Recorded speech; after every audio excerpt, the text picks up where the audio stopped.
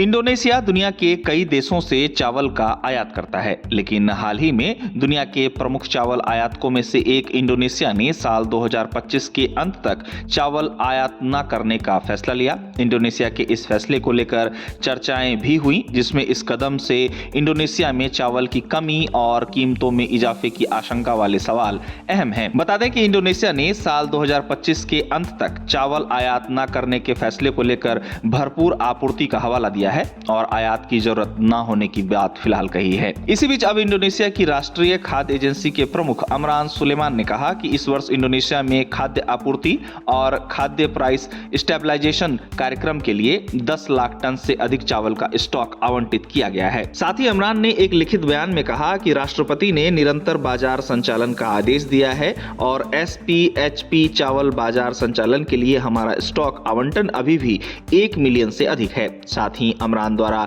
फरवरी 2026 तक बाजार लक्ष्य पूरा किए जाने का लक्ष्य रखे जाने की भी जानकारी दी गई। साथ ही उन्होंने राज्य के स्वामित्व वाली उद्यम बुलोग के माध्यम से SPHP चावल को लगातार वितरित करने का भी वादा किया है। बताया गया है कि इंडोनेशिया में 19 अक्टूबर तक SPHP चावल की बिक्री की प्राप्ति रिपोर्ट के आधार पर लगभग 500,000 टन या 492.9 हजार टन जनता को वितरित किया जा चुका है। साथ ही जानकारी दी गई कि इंडोनेशिया में इस वर्ष चावल वितरण का कुल लक्ष्य 1.5 मिलियन टन है, जहां इसी बीच आधुनिक खुदरा चैनलों के माध्यम से 17.3 हजार टन वितरित किया जा चुका है। इंडोनेशिया की राष्ट्रीय खाद्य एजेंसी के प्रमुख अमरान सुलेमान द्वारा यह भी जानकारी दी गई है कि GPM कार्यक्रम के माध्यम से अन्य बाजार संचालन भी किया जा रहा है। अमरान द्वारा बताया गया कि इस जनवरी से 17 अक्टूबर तक कार्यान्वयन की शुरुआत से GPM कार्यक्रम 10,212 बार आयोजित किया जा चुका है, जहां इस साल GPM की प्राप्ति 2024 की तुलना में